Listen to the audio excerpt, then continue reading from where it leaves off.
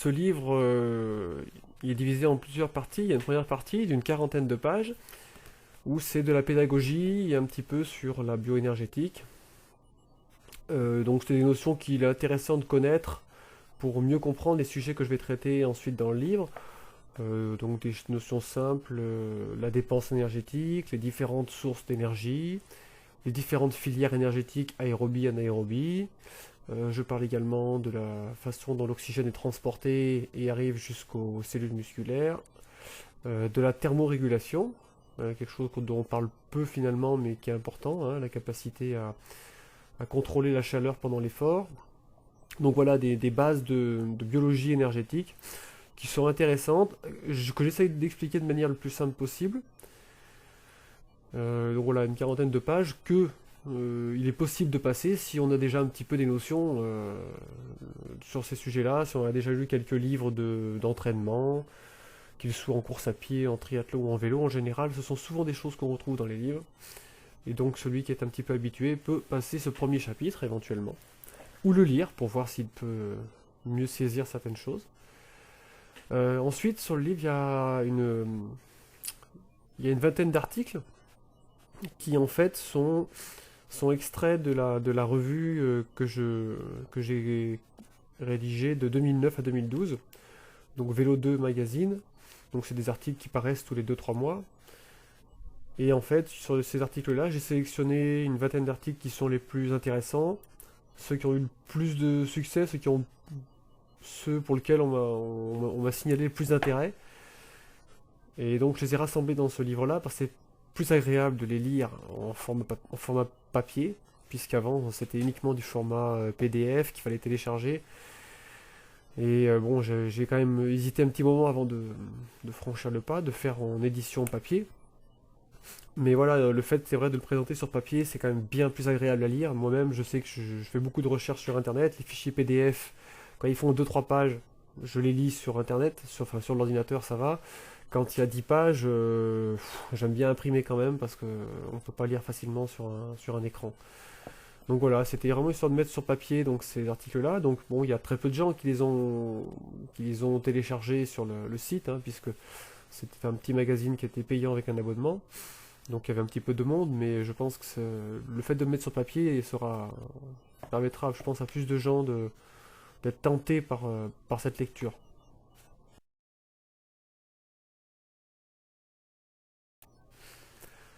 Sinon, en ce qui concerne le contenu du livre, j'ai essayé de traiter des sujets que je vais aborder sous un angle un peu plus moderne. Donc je n'hésite pas en fait à bousculer pas mal de croyances qui étaient peut-être fondées et ce qu'on faisait de mieux à une époque, mais qui aujourd'hui sont dépassées et qu'on aurait un petit peu tendance à conserver par habitude. Donc j'hésite pas par exemple à bousculer la croyance de l'utilité d'avoir un cardio-fréquence-mètre à l'entraînement, ou encore celle des plateaux ovales qui existent quand même depuis 1905, hein, ce qu'on dit rarement dans les magazines qui en font la publicité. Et malgré une trentaine de brevets qui avaient été faits autour de ces pédaliers ovales, eh bien on n'a jamais pu apporter la moindre preuve de leur efficacité. Et les rares études qui disent le contraire sont soit très mal conduites, soit sous le coup de conflits d'intérêts avérés. Et j'ajoute aussi une chose, c'est qu'il faut être très prudent avec les études scientifiques, car elles ne sont pas toutes publiées. Et si son auteur n'a pas eu les résultats qu'il souhaitait, l'étude n'est jamais publiée. Et c'est pourtant très important de connaître aussi les études non publiées, car qu'en général, lorsqu'elles ne sont pas publiées, c'est que l'auteur avait une idée en tête, et il n'a pas réussi à mettre en évidence son idée. Donc son idée, ça pouvait par exemple être de vouloir montrer que le plateau ovale était un bénéfice. Bon, il fait des essais, plusieurs essais, ça marche pas d'amélioration. Puis un jour, sur une étude, pour des raisons qui sont souvent liées à des protocoles pas forcément, que moi je considère pas adaptés, avec du matériel pas adapté, notamment au niveau des outils de mesure. Là, miracle, ça fonctionne, il y a un petit bénéfice, et alors là, on publie l'étude. Mais il y a quand même beaucoup d'études qui ne sont pas publiées, parce qu'elles n'ont donné aucun résultat escompté par son auteur.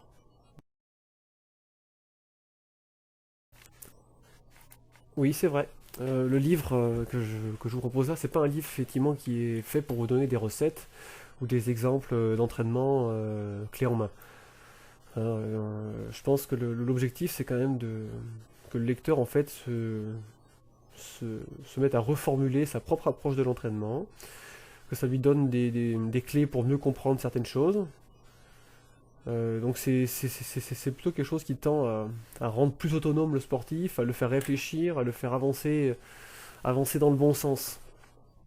Il ne s'agit pas de tout passer par-dessus bord, bien sûr, hein, mais de revoir certaines choses qu'on croyait utiles à une époque et qui en fait ne le sont pas forcément, ou en tout cas on peut faire beaucoup mieux aujourd'hui. Hein, donc voilà, il s'agit de. C'est pour ça que le titre c'est En cyclisme, entraînement et réflexion. Hein, c'est pour que le sportif se fasse sa propre réflexion, qu'il puisse se faire une idée, ne pas seulement se contenter de lire et reproduire ce qui se faisait et ce qui se fait depuis longtemps. Donc c'est vrai que je bouscule pas mal de croyances. J'aurais pu faire beaucoup plus, hein, parce que j'en ai d'autres en réserve, que je sortirai une prochaine fois. Mais je crois que c'est important de savoir réviser des théories que l'on croyait vraies à une époque.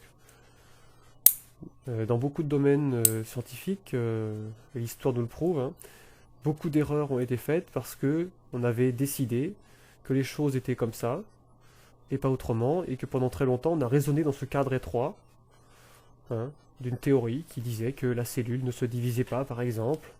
Et donc on raisonnait comme ça, et forcément ça a mené à une impasse, puisque en raisonnant sur des bases fausses, ben, on n'arrivait à trouver aucune solution à des maladies, on n'arrivait pas à comprendre certaines choses. Le jour où on a compris que la cellule se divisait, ah, ça a peut-être changé la donne. Donc ce sont des choses comme ça qu'il faut accepter.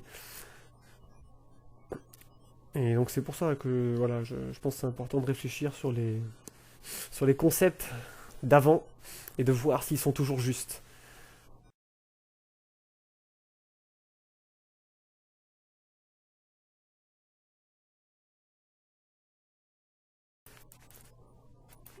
Oui, quelques exemples. Alors, ben, je vais déjà vous donner un exemple qui n'est pas dans le livre, par exemple.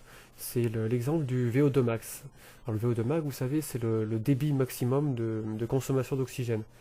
Et dans les années 60-70, on s'est mis à étudier ce paramètre-là avec des tests d'effort. On accélérait progressivement et on amenait le sportif à sa consommation maximale d'oxygène. Donc on l'amenait jusqu'à l'épuisement. Et puis la première théorie qui est venue, c'était eh bien plus on a un VO2 max élevé, plus on atteint un haut niveau en performance aérobie. Donc les coureurs rapides, les skieurs de fond, les cyclistes doivent avoir un gros VO2 max. Donc c'était là une des premières, on va dire, croyances qui s'appuyait sur une observation qui était juste, mais qui était incomplète. Et donc, pendant quand même assez longtemps, hein, bon, peut-être une bonne quinzaine d'années, hein, on a considéré qu'il fallait avoir un haut VO2 max pour être performant. Et puis, quand même, très rapidement, on s'est quand même aperçu que des sportifs avec des petits VO2 max étaient aussi très performants et de niveau international. Et donc, la plupart des entraîneurs aujourd'hui, des gens qui travaillent autour de la performance sportive s'accordent aujourd'hui sur le fait que le VO2 max est loin d'être un facteur prédictif de performance. Et moi sur le terrain, j'ai rencontré régulièrement des sportifs qui ont un VO2 max de 78 millilitres minutes par kilo et qui ne dépassent pas le niveau 3ème catégorie. D'autres qui vont avoir un VO2 max inférieur à 70 millilitres minutes par kilo et qui pourtant sont des coureurs de première catégorie, qui courent en élite, qui sont capables d'être devant sur des courses élites. Donc vous voyez, il y a un grand écart. D'un côté, un athlète à 78, de l'autre, un autre qui a 65 de VO2 max. Celui qui a 65 est un coureur élite, celui qui a 78 est un coureur de 3ème catégorie. Donc vous voyez, ce sont des exemples qui existent. Et donc ça aujourd'hui, ça a été reconnu. On sait que d'une manière générale, il vaut mieux avoir un VO2 max élevé, mais que c'est loin d'être un facteur de performance suffisant pour expliquer la performance et sur lequel on devrait se concentrer uniquement. Donc ça c'est un exemple bon, que j'ai pas mis dans le livre parce que c'est déjà reconnu largement. Mais maintenant voici un exemple donc, qui est traité dans le livre, c'est celui du seuil. Le fameux seuil en aérobie, qui en fait, il n'existe pas en tant que mesure une puissance stable qu'on pourrait maintenir sans exploser. Ça n'existe pas. On n'a pas voilà, à dire, voilà, tiens, je vais me mettre à 300 watts, je suis sûr que je vais tenir une heure. Il n'y a pas de plateau stable en fait. À chaque durée d'effort, il y a une intensité spécifique. par exemple, si vous pouvez tenir 300 watts au maximum pendant 20 minutes, on va dire, voilà, c'est votre puissance seuil, 300 watts en 20 minutes, mais si vous essayez de faire 25 minutes à 300 watts, vous n'y arriverez pas. Vous allez peut-être faire 290 watts. Si vous essayez de faire 40 minutes à 300 watts, vous n'y arriverez pas. Vous allez plonger à 270-280 watts. Donc il n'y a pas de puissance stable au niveau du seuil. Hein. Ça se voit bien sur un profil de puissance record. On ne voit pas de plateau, de moment où la puissance elle est stabilisée. Alors par contre, il y a un seuil de sensation, une sorte d'équilibre physiologique qu'on ressent bien. On sait que si on accélère, ça ne va pas le faire. Mais en réalité, ce seuil de sensation, de perception, n'est pas accompagné d'une puissance stable qu'on mesurerait avec les capteurs de puissance. Donc ça, c'est par exemple un exemple. Toujours autour de ce seuil, il y a aussi une autre chose intéressante qu'on découvre. Un des premiers à en avoir parlé, c'est le professeur Thibault, un Québécois. Et je me souviens bien de cette interview, je l'avais trouvée très intéressante. Ça rejoignait un petit peu des impressions que j'avais, mais j'avais pas encore bien saisi toute la portée. C'était le fait que la puissance au seuil, on va dire que notre puissance record sur 20 minutes par exemple, ou sur 30 minutes, est quelque chose de très figé, bien plus figé qu'on ne croit. Par exemple, si vous avez votre puissance sur 30 minutes, qui correspondrait, mettons, à 80% de votre puissance maximale aérobie. Vous vous dites, bon, 80% c'est pas mal, je vais essayer de rapprocher cette puissance 30 minutes de ma PMA, histoire de voir 85%, pour être plus endurant. Puisque ma PMA, j'arrive pas à progresser, je vais voir si je peux monter la puissance au seuil. Et bien ça, c'est pratiquement impossible. C'est très très très difficile, il y a très très peu de sportifs qui y arrivent. En général, ceux qui y arrivent, c'est parce qu'ils sont pas encore très entraînés. Ils sont jeunes en général, donc leur profil, on va dire, bioénergétique n'est pas du tout déterminé. Ou alors ils sont très peu entraînés à la base, quoi. Mais chez un sportif qui est déjà entraîné, qui a déjà d'expérience, modifier ce profil, c'est-à-dire passer de 80% de puissance 30 minutes à 85% de PMA, c'est impossible, ça ne s'observe pas. Ou alors avec le dopage. Mais ça ne s'observe pas dans la réalité. Donc c'est intéressant parce que quand on dit voilà, en ce moment je m'entraîne au seuil, je vais augmenter mon seuil, tout ça, finalement ça marche pas. On ne peut pas améliorer, déplacer le curseur de la puissance 30 minutes, mettons de 80% de sa PMA, on ne peut pas l'amener à 85-88%. Ce n'est pas possible. Donc ça, c'est une réflexion qu'il faut se faire, et ça a des implications dans l'entraînement. Ça ne veut pas dire qu'il ne faut pas s'entraîner au seuil. Simplement, il ne faut pas se tromper d'objectif quand on décide de s'entraîner au seuil, et ne pas s'obstiner dans une direction qui pourrait être une impasse. Enfin, toujours autour du seuil, autre chose très intéressante, et dont on ne parle pas dans les livres, c'est l'autre seuil, je l'ai appelé comme ça, l'article, c'est l'autre seuil, celui du mal aux jambes. Et oui, parce que c'est quand même quelque chose d'assez intéressant, qui est vécu de manière quasi quotidienne par les cyclistes, c'est que le cycliste, il a un seuil de pénibilité musculaire qui est très très instable. Hein, en l'espace de quelques jours, il va avoir l'impression musculairement que l'effort est pénible à 250 watts, alors qu'il y a des fois, à 320 watts, il ne sent rien dans les jambes. Donc ça donne des réflexions du genre, aujourd'hui, j'étais pas bien sur le plan musculaire, mais sur le plan cardio, ça allait. Vous voyez, le sportif, il est capable de différencier en fait l'aspect cardio-respiratoire énergétique et l'aspect purement musculaire, du fonctionnement du muscle. Il dit, ah, j'étais pas bien musculairement. Vous voyez, et cette notion-là, elle n'est pas traitée. Et quand on dit être pas bien musculairement, très souvent, c'est que la pénibilité, la souffrance musculaire, elle intervient plutôt dans l'effort. Plutôt dans le temps, plutôt au niveau de l'intensité, c'est-à-dire qu'au lieu d'avoir mal aux jambes à partir de 300 watts, on a mal aux jambes à partir de 250, et là il s'est passé quelque chose. Donc c'est quelque chose qui est peu traité dans les livres, hein, et lorsque vous dites ça à votre docteur, votre médecin, oui docteur, je comprends pas ces temps-ci, je suis bien sur le plan cardio, mais j'ai vite mal aux jambes. En général, un médecin vous regarde avec des grands yeux. Les entraîneurs, on n'a pas forcément de réponse non plus. Donc ça c'est un sujet que j'ai essayé de traiter dans le livre et de creuser. Très intéressant, je sais pas si j'ai tout dit là-dessus, je pense pas, mais je pense avoir donner quelques pistes en tout cas pour comprendre ce que c'était que ce seuil de pénibilité musculaire qui varie et qui change comme ça en peu de temps, hein. En l'espace de 48 heures, on peut passer de tout ou rien, hein, à ce niveau-là. Ça, c'est un sujet qui mériterait d'être traité et on devrait y passer pas mal de temps, logiquement.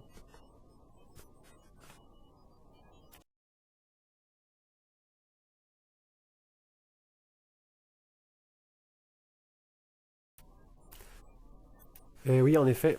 En effet, en fait, on ne peut pas parler et s'intéresser et essayer d'améliorer tous les concepts de l'entraînement sans aller puiser des connaissances dans des domaines scientifiques différents et variés. Il faut s'intéresser aux lois de la physique, de la mécanique, il faut s'intéresser à la médecine, la nutrition, la psychologie, et en empruntant des connaissances dans tous ces domaines, on arrive à faire une synthèse pour ensuite concevoir une logique d'entraînement.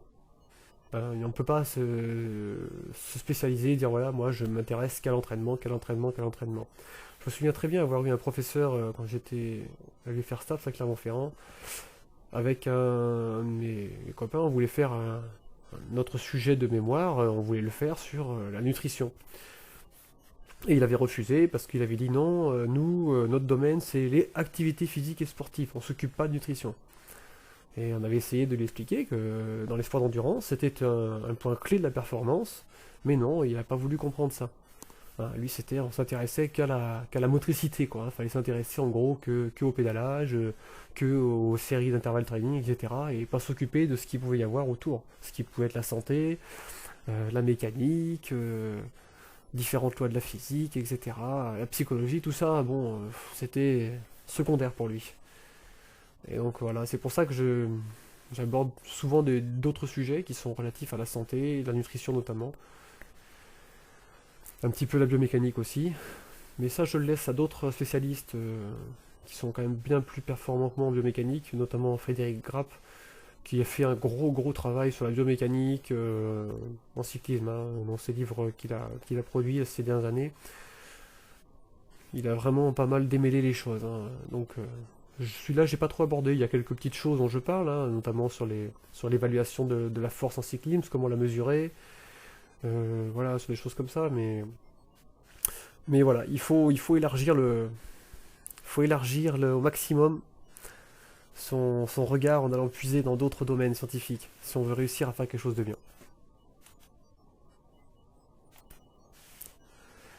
Et ben, le livre essentiellement, il va être en vente sur le site Vélo de Max. Et puis, c'est vrai que je l'ai mis un petit peu en vente des fois sur quelques autres supports comme Amazon, Price Minister ou eBay, mais c'est secondaire. C'est histoire un petit peu de faire connaître un petit peu le livre, mais il sera pas diffusé par un éditeur, hein, qui sera pas en librairie.